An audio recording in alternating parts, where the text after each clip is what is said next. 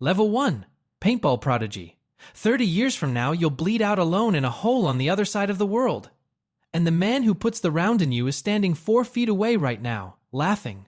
His name is Marcus.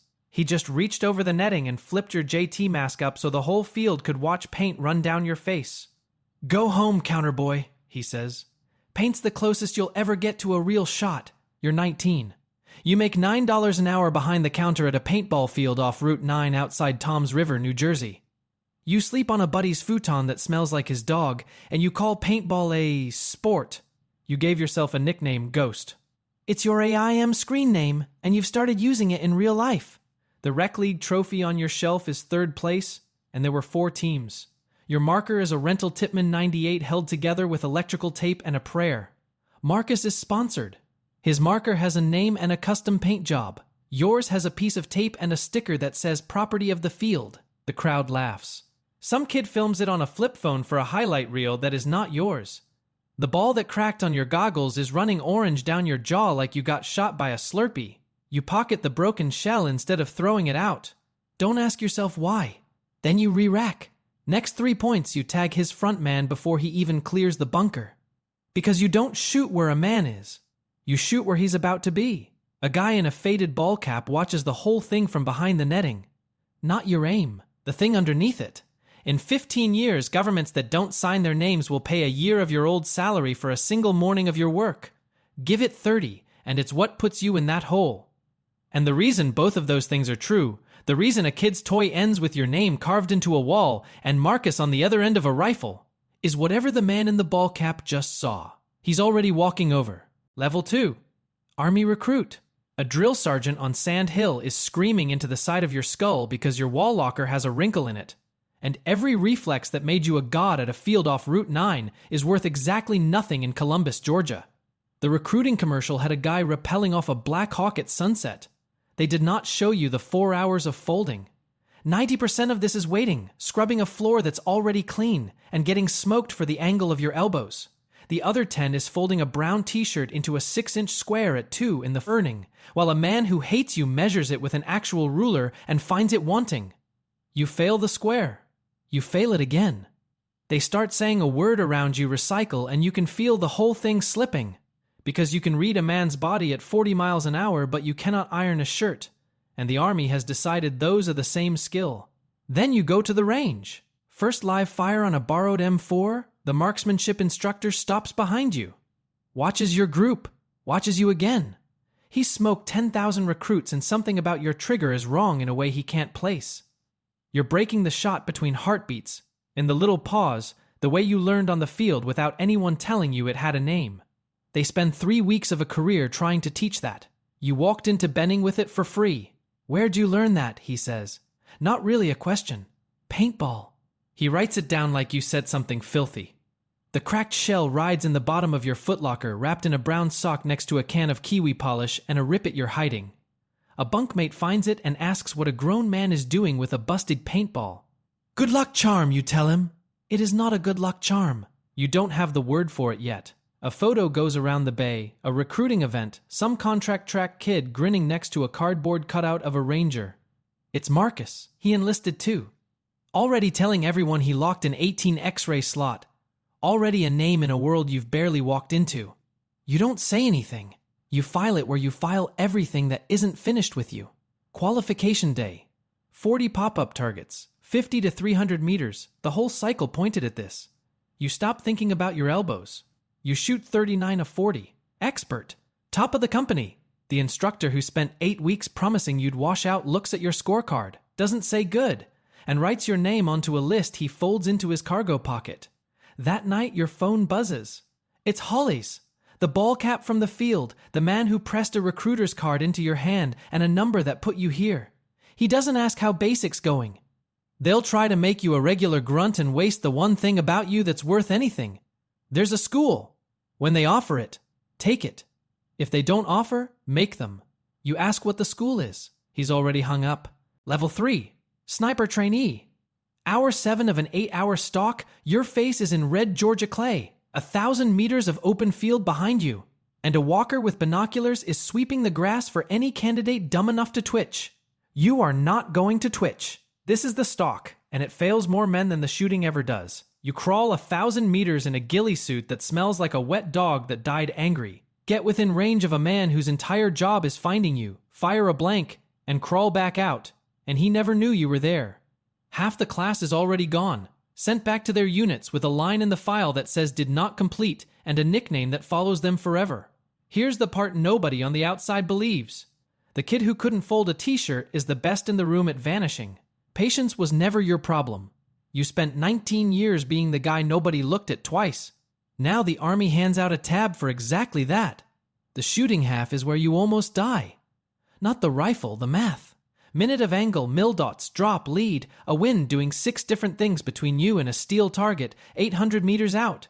You bong the ballistics exam. You bomb it again. Same drowning feeling as the 6-inch square, except now it's the one thing you came here to do. On an M24 you've started talking to like a girlfriend. And you learn the ugly secret of the whole trade. Most of it isn't yours. The spotter does the heavy lifting, the call, the correction, the dope, the wind, and you pull a trigger and take the credit. You'll spend 10 hours hunched over a loopholed writing numbers in a data book for every 1 second you spend firing. The rifle is maybe 5% of the job. The other 95 is a notebook and a tin of Copenhagen. Hollis is cadre here now. After the second failed exam, he takes the calculator out of your hand, walks you out to the grass, and tells you to put the dip away first. Stop doing arithmetic. The grass is telling you the wind. The mirage is telling you the range. Your body already knows this. You proved it at a paintball field off Route 9. You just didn't have the words. Unknown distance range. First try. You stop computing and start reading. You ring steel you have no business ringing. Graduation, he pins the tab on you himself. Then he says the thing you'll still be hearing in your head the day you die. Now you can hit anything. He lets it sit. The hard part was never the shot, son. It's living with where it lands. You think it's a blessing. Years from now, alone, you'll understand it was a eulogy, and he read it to you smiling. The cracked shell goes into the cleaning kit trap in the buttstock, riding next to a boar snake and a busted bottle of CLP. Wherever the rifle goes now, it goes. Marcus graduated the same month, different class, 0.2 of a point higher on the scorecard, and posted it like he won an Oscar, your name sitting 2 lines under his. He was always better with the numbers. You're not counterboys anymore. You're 2 names on a leaderboard, and the leaderboard is keeping score. Then the orders come down. You're going to Iraq. Level 4. Army sniper. It is 120 degrees on a roof in Ramadi. It is hour 14. You have urinated into the same Gatorade bottle 3 times. And the man you flew 9,000 miles to watch has not walked down this street. Nobody tells you this part. The brochure had a guy on one knee against a sunset. The reality is cooking on a concrete roof in summer, a wet rag on your neck, a city that smells like diesel and burning trash in the inside of a porta-john, holding one intersection through a scope until your eyes forget how to focus on anything closer than 400 meters. Back at the FOB, there's a Pizza Hut trailer and a guy selling bootleg DVDs F.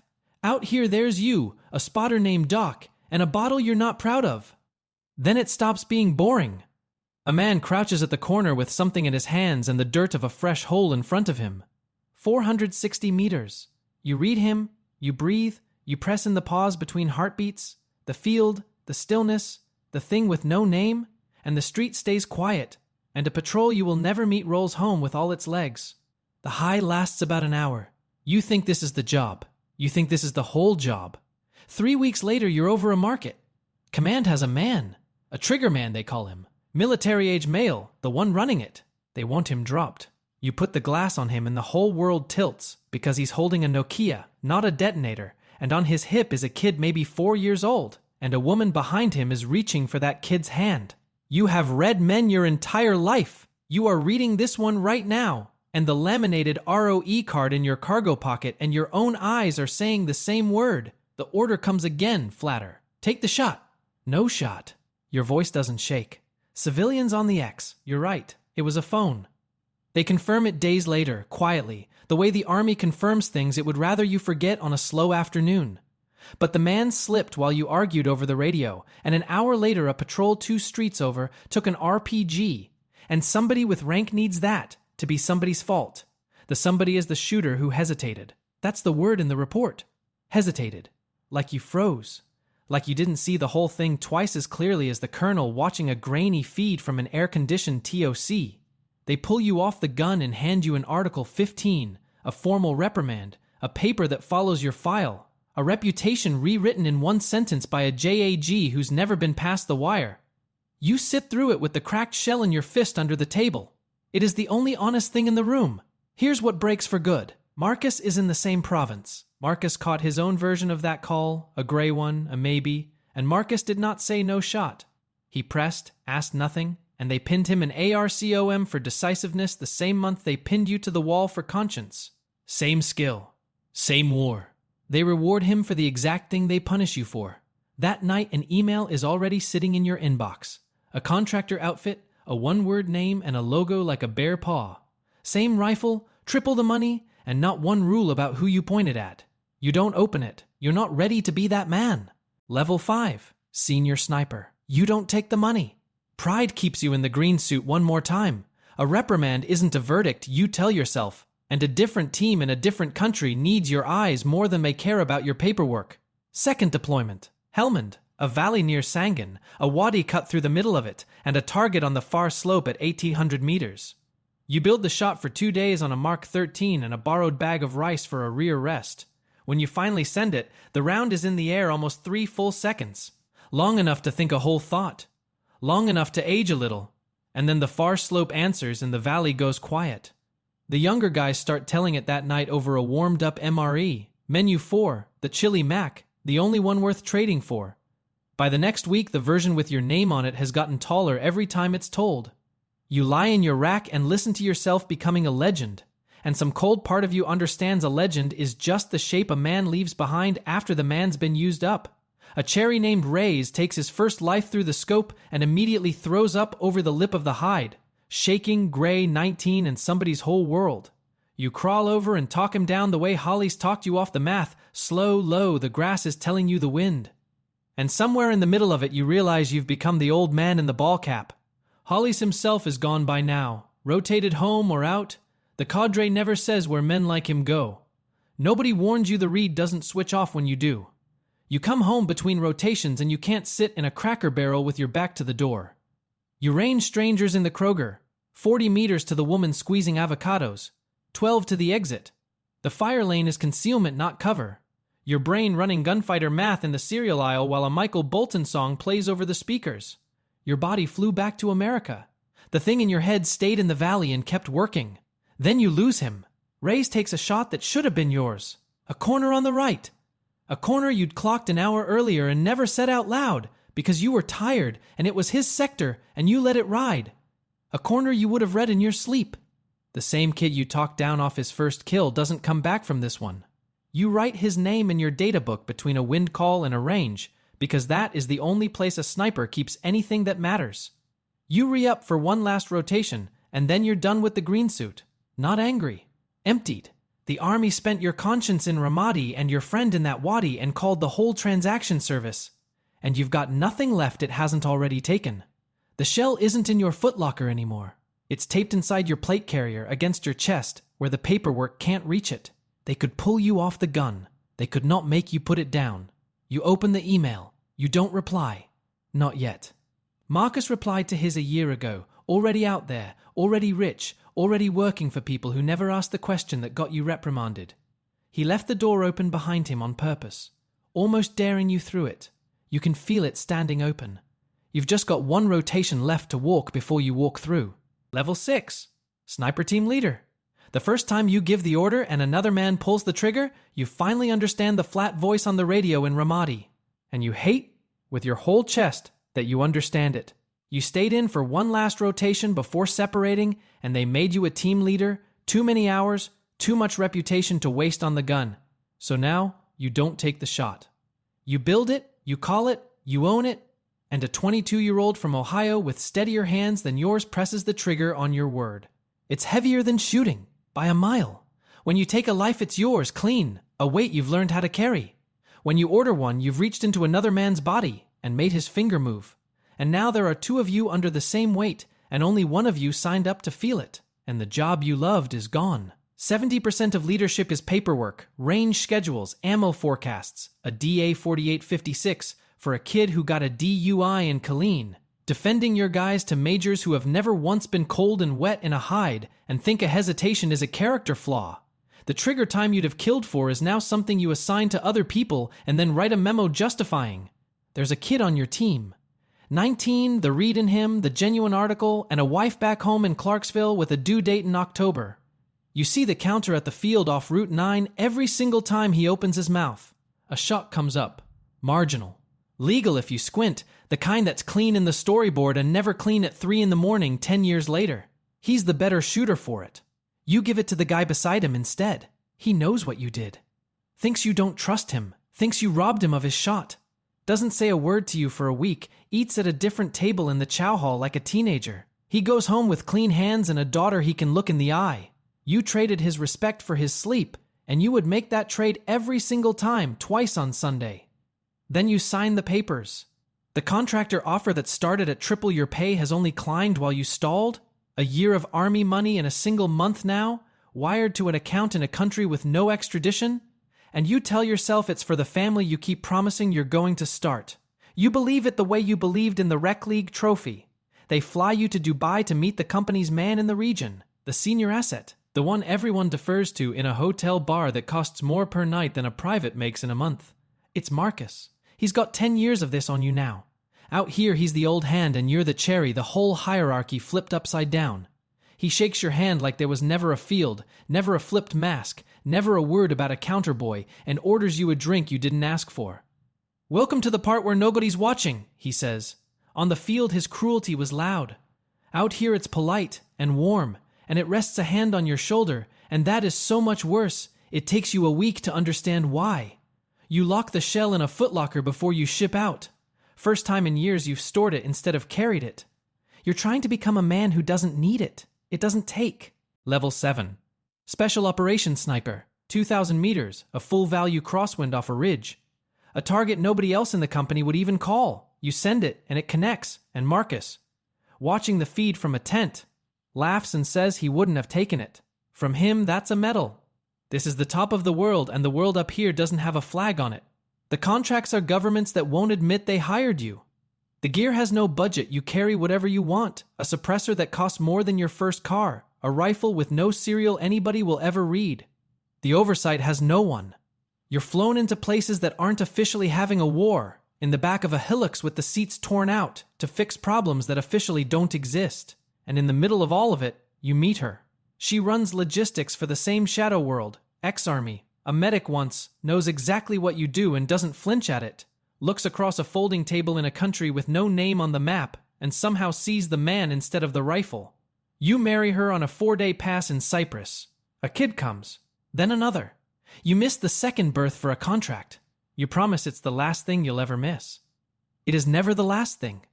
She stops asking when you'll be home and starts narrating your own life back to you over a bad connection.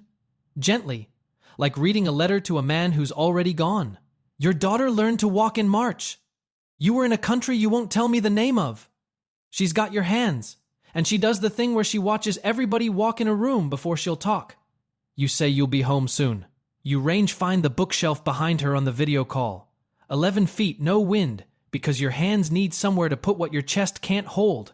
The reed never sleeps. Then a contract goes gray. The target isn't a fighter. He's a problem, a man inconvenient to the people writing the checks, a name that needs to stop being a name. No command behind you now, no laminated ROE card, no Article 15 waiting if you get it wrong. Just a wire transfer if you get it done. Out here you are, the rooftop voice and the trigger finger in the same body, and there is no one left to refuse the order to, because the order is yours. You take the shot. You will never tell your wife about that one. The conscience that cost you everything in Ramadi, the thing that made you better than Marcus and poorer than him for 15 years, is now exactly what the money is paying you to switch off. And it switches quiet as a safety, and that's the moment the kid at the counter wouldn't recognize you in a lineup. The work finally splits you and Marcus apart.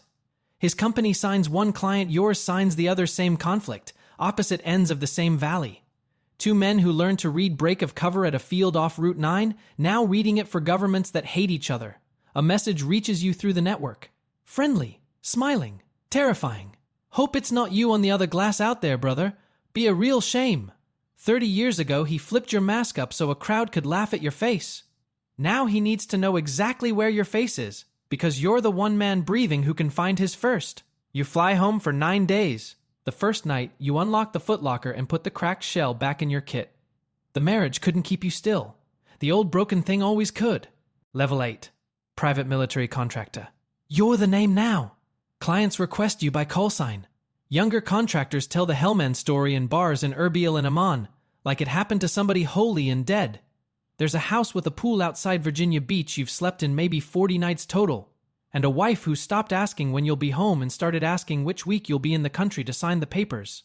You run an operation that month so clean it should be a slide at the schoolhouse.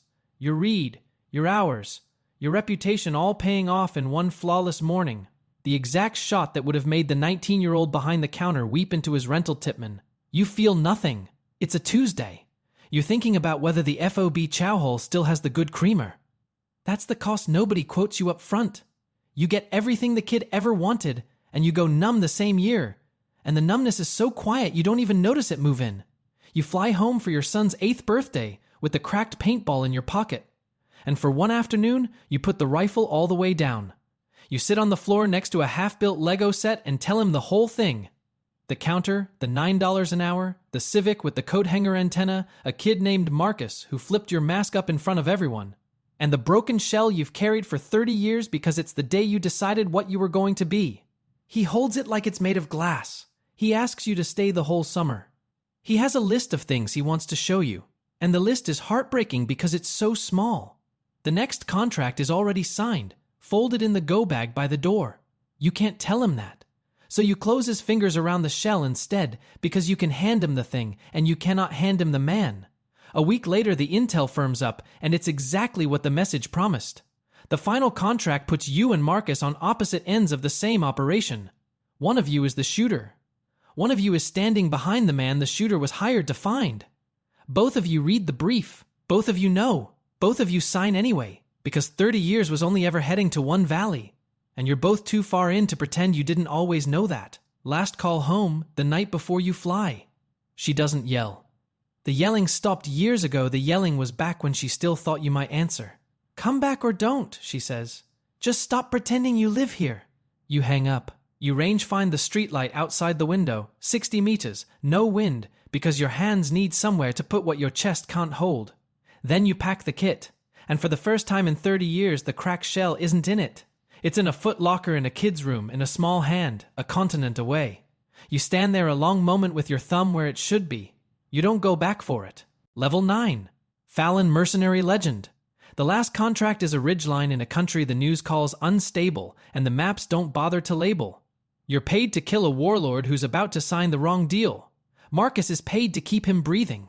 2 old men, 800 meters apart on opposite ends of the same valley. It was always going to end here. You've been in a blown-out goat shed for 19 hours.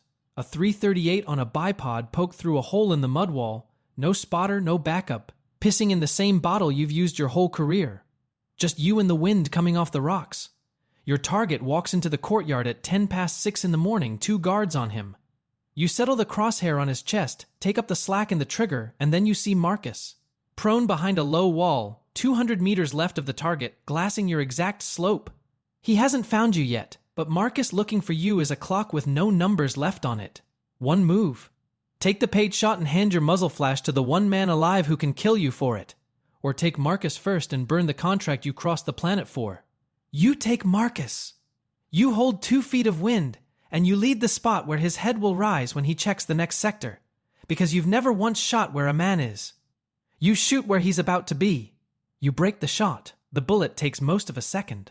It is the longest second of your life. His head goes sideways before the sound even reaches you. He folds behind the wall and does not come back up. The kid who flipped your mask up 30 years ago is a body cooling in the dirt, and for half a heartbeat all you feel is the recoil settling back into your shoulder. Then the courtyard erupts. The warlord's guards have your slope off the flash. A belt-fed machine gun saws across the shed, mud and rock spitting in your face, and you're already low and dragging the rifle toward the back wall when Marcus's spotter, the man you never accounted for, puts a round through your right side, just under the plate. It is nothing like the movies. It feels like a car door swung into your ribs by something enormous and bored. You drop. Your hand comes off your side black and slick, and you read the wound the way you've read everything else your whole life. No exit you can reach, no pressure that holds it, no firing solution. Nobody is coming. No medevac knows this call sign. You spent 30 years being the man no one could find, and the bill for that comes due all at once. In the dirt, behind a wall, alone. You press your palm into the hole and your other hand goes to the pouch on your kit out of pure habit. The cracked paintball. It isn't there. And the relief is so big it almost drowns the pain.